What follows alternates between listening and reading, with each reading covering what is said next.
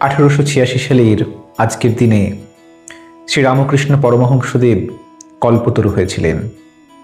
এই দিনটিকে স্মরণ করে রামকৃষ্ণ অনুরাগীরা বিশেষ উৎসব পালন করে, কারণ আজকের দিনেই কল্পতরু হওয়ার মাধ্যমে শ্রীরামকৃষ্ণ তার ভক্তদের মনস্কামনা পূর্ণ করেছিলেন। আজকে আমরা এই পুণ্য লগ্নে রামকৃষ্ণের দর্শন এর একটি ছোট্ট দিক সম্পর্কে আলোচনা করব।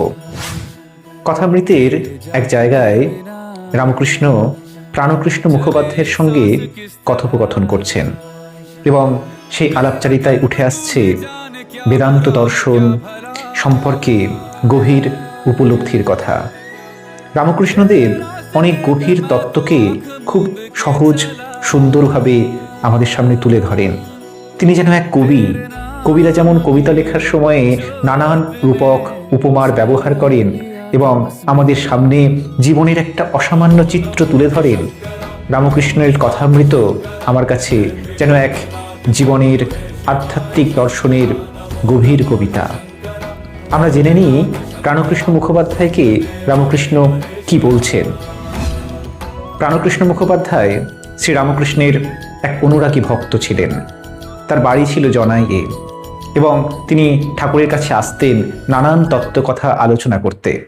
এই প্রাণকৃষ্ণ মুখোপাধ্যায়কে শ্রীরামকৃষ্ণ ডাকতেন মোটা বামুন বলে।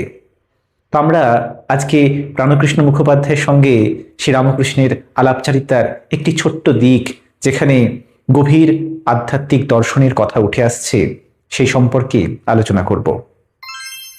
তিনি বলছেন যে আমাদের এই দেহটা এক কলসের মতো।